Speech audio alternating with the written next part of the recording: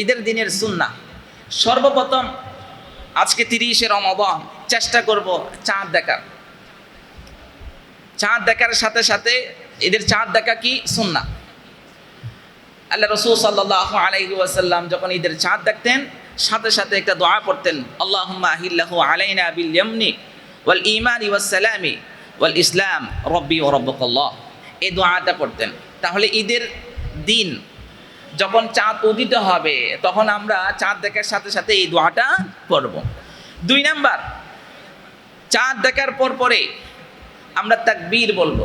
তাকবীরগুলা কি? আল্লাহু আকবার, আল্লাহু আকবার, লা ইলাহা ইল্লাল্লাহ, আল্লাহু আকবার, আল্লাহু আকবার, ওয়ালিল্লাহিল হামদ।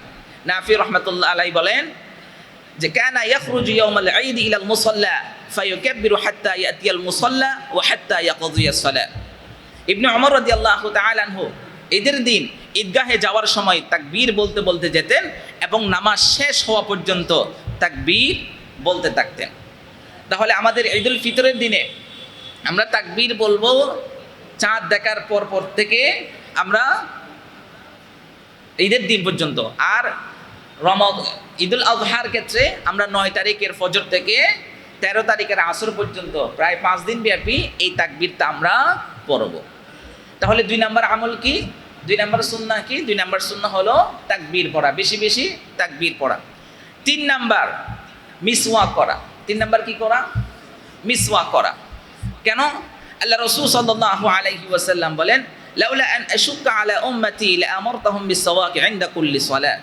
আল্লাহ রাসূল সাল্লাল্লাহু আলাইহি ওয়াসাল্লাম বলেন, যদি আমার উম্মতদের জন্য মিসওয়াক করা এটা যদি কষ্টকর না হতো তাহলে আমি আমার উম্মতের জন্য প্রত্যেকটা নামাজের সময় মিসওয়াক করাকে ফরজ করে দিতাম।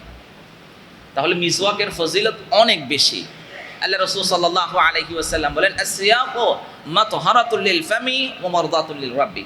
মিসওয়াক করার ফলে আমাদের মুখ পবিত্র হয় এবং এটার বলে এক আল্লাহ সুবহানাহু ওয়া তাআলার সন্তুষ্টি অর্জন করা যায়। তাহলে 3 নাম্বার আমল কি? 3 নাম্বার সুন্নাহ কি?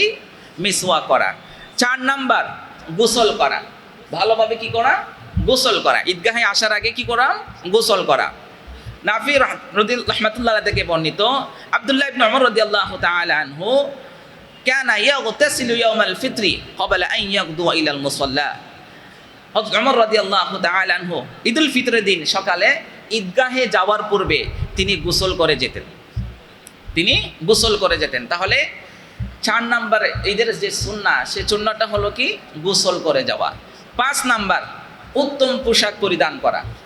আমাদের মধ্যে যেই পোশাকটা সবচেয়ে ভালো, সচরাচর যারা আর্থিকভাবে অসচ্ছল তাদের মধ্যে একটা বা দুইটা অন্যান্য তুলনামূলক যে কাপড়টা সবচেয়ে ভালো সেই কাপড়টা পরে সে যেন ঈদগাহে আসে। 6 নাম্বার সুগন্ধি ব্যবহার করা। বেশি বেশি ভালো মানের সুগন্ধি ব্যবহার করা। আল্লাহ রাসূল সাল্লাল্লাহু আলাইহি ওয়াসাল্লামের সাহাবী নাফি আন ইবনে উমর রাদিয়াল্লাহু তাআলা আনহু কানা ইয়াগতাসিলু ইয়াউমাল ফিতরি ক্বাবলা আন ইয়াগদুয়া ওয়া ইয়াতাতায়্যাবু। ইবনে উমর রাদিয়াল্লাহু তাআলা আনহু ঈদের দিন কি করতেন? গোসল করতেন। গোসলের পরে ভালোভাবে তিনি আতর লাগাতেন। কি লাগাতেন? আতর লাগাতেন। তো সেজন্য আমরা ঈদের দিনের 6 নাম্বার আমল কি করব? আমরা সুগন্ধি ব্যবহার করব। 7 নাম্বার ঈদগাহে যাওয়ার আগে কিছু খেয়ে যাওয়া। ঈদগাহে যাওয়ার আগে কিছু খেয়ে যাওয়া। কেন নবী সাল্লাল্লাহু আলাইহি ওয়াসাল্লাম লা ইয়াখরুজু ইয়াউমাল ফিতরি হাত্তা ইয়াতআমা ওয়া লা ইয়াতআমু ইয়াউমাল আযহা হাত্তা ইউসাল্লি। আল্লাহ রাসূল সাল্লাল্লাহু আলাইহি ওয়াসাল্লাম ঈদুল ফিতরের দিন কিছু না খেয়ে ঈদগাহে যেতেন না, আবার ঈদুল আযহার দিন নামাজ শেষ না করে কিছু খেতেন না। অপর হাদিসে আল্লাহ রাসূল সাল্লাল্লাহু আলাইহি ওয়াসাল্লাম বলেন, কেন রাসূলুল্লাহ সাল্লাল্লাহু আলাইহি ওয়াসাল্লাম লা ইয়াখরুজু ইয়াউমাল ফিতরি হাত্তা ইয়াকুলা তামারাতিন ওয়া ইয়াকুলুহুন্না উইতরান। আল্লাহ রাসূল সাল্লাল্লাহু আলাইহি ওয়াসাল্লাম বেজুর সংখ্যায় খেজুর না খেয়ে ঈদগাহে যেতেন না। অর্থাৎ ঈদগাহে যাওয়ার সময় মিষ্টি জাতীয় কিছু খাওয়া। তবে সুন্নাহ হলো কি? খেজুর খেয়ে যাওয়া। খেজুর খেলে কয়টা খাবো? বেজুর সংখ্যা 1টা 3টা 5টা যে যেভাবে পারে সেভাবে ঈদগাহে যাওয়ার আগে কিছু খেয়ে যাওয়া। 8 নাম্বার সাদকাতুল ফিতর আদায় করা। ঈদগাহে নামাজে যাওয়ার আগে সাদকাতুল ফিতর কি করতে হবে? আদায় করে ফেলতে হবে। যদি কেউ নামাজের পরে যদি সাদকাতুল ফিতর আদায় করতে চায়, তাহলে সাদকাতুল ফিতর আদায় করার যে সওয়াব, সেই সওয়াব থেকে সে বঞ্চিত হবে। কেন? আল্লাহ রাসূল সাল্লাল্লাহু আলাইহি ওয়াসাল্লাম বলেন, ফারাদা রাসূলুল্লাহ সাল্লাল্লাহু আলাইহি ওয়াসাল্লাম সাদকাতুল ফিতরি তুহরাতুল লিসিয়াম মিনাল লাগহি ওয়ার রাফসি ওয়া তু'মাতাল লিল মাসাকিন। সাদকাতুল ফিতর উম্মত মুহাম্মাদের জন্য কেন ফরজ করা হয়েছে?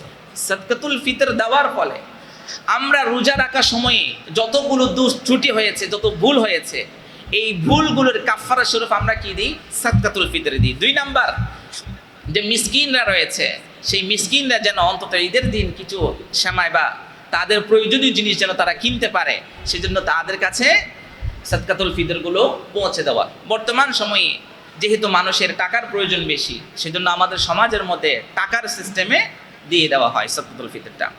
9 নাম্বার, পায়ে হেঁটে ঈদগাহ যাওয়া, আবার পায়ে হেঁটে ঈদগাহ থেকে আসা। অনেকে দেখবেন যাদের গাড়ি আছে, সামান্য থেকে সামান্য জায়গায় তারা গাড়ি ব্যবহার করে, কিন্তু আল্লাহ রাসূল সাল্লাল্লাহু আলাইহি ওয়াসাল্লামের সুন্নাহ হলো যদি ঈদগাহ কাছাকাছি হয়, বেশি দূরে না হয়, তাহলে আমরা হেঁটে হেঁটে যাব, আবার হেঁটে হেঁটে ঈদগাহ থেকে আসবো। নবী সাল্লাল্লাহু আলাইহি ওয়াসাল্লাম কানা ইয়াখরুজু ইলাল ঈদি মাশিয়ান ওয়া ইয়ারজিউ মাশিয়ান। আল্লাহ রাসূল সাল্লাল্লাহু আলাইহি ওয়াসাল্লাম ঈদের দিন হেঁটে হেঁটে ঈদগাহে যেতেন, আবার ঈদের দিন হেঁটে হেঁটে ঈদগাহ থেকে আসতেন।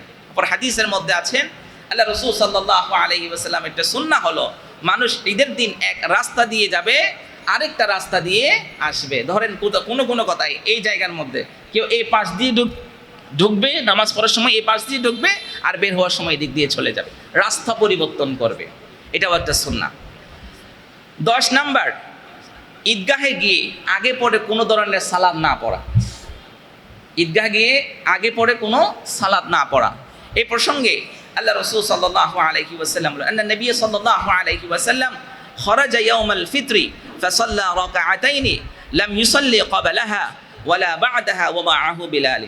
আল্লাহ রাসূল সাল্লাল্লাহু আলাইহি ওয়াসাল্লাম বিলাল রাদিয়াল্লাহু তাআলা আনহুকে সঙ্গে নিয়ে ঈদুল ফিতরের দিন বের হয়ে 2 রাকাত নামাজ পড়লেন। কয় রাকাত? 2 রাকাত নামাজ আদায় করলেন। এই 2 রাকাতের পূর্বে এবং পরে কোনো নামাজ আল্লাহ রাসূল সাল্লাল্লাহু আলাইহি ওয়াসাল্লাম আদায় করেন নাই। তাহলে এই 2 রাকাত কোন রাকাত? যে 2 রাকাত আমরা ঈদের নামাজ পড়ি। তাহলে এই 2 রাকাত ছাড়া এটার পূর্বে এবং পরে কোনো সালাত আদায় করা যাবে না। 11 নাম্বার, যে জিনিসটা সবচেয়ে বেশি গুরুত্বপূর্ণ, ঈদগাহে এসে মনোযোগ সহকারে খুতবা শোনা। কি শোনা? মনোযোগ সহকারে খুতবা শোনা।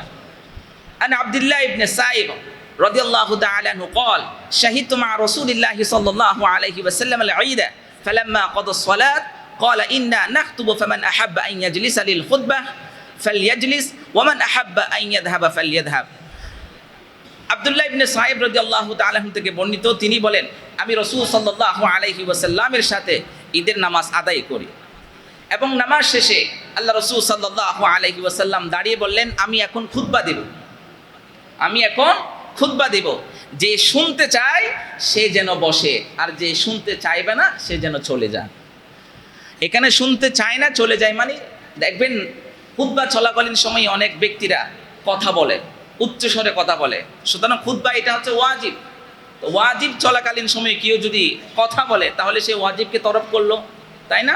সেজন্য আল্লাহ রাসূল সাল্লাল্লাহু আলাইহি ওয়াসাল্লাম বলেন, ঈদের দিনের একটা সুন্নাহ হলো, সেটা হলো কি? মনোযোগ সহকারে খুতবা শোনা। 12 নাম্বার, ঈদের দিনের যে সুন্নাহ, সেটা হলো নামাজ পরবর্তী সময়ে আমরা যখন কারো সাথে দেখা হওয়ার সময় আমরা অভিবাদন জানানো, শুভেচ্ছা বিনিময় করা। শুভেচ্ছা বিনিময় সাহাবায়ে কেরামরা কিভাবে করতো? তাকাব্বালাল্লাহু মিন্না ওয়া মিনকুম, তাকাব্বালাল্লাহু মিন্না ওয়া মিনকুম। আমাদের বাংলাদেশের পরিভাষায় আমরা ঈদ মুবারক বলি। তো যারা পারি তারা ঈদ মুবারকের পাশাপাশি আমরা তাকাব্বালাল্লাহু মিন্না ওয়া মিনকুম এই ইয়াটাও করব।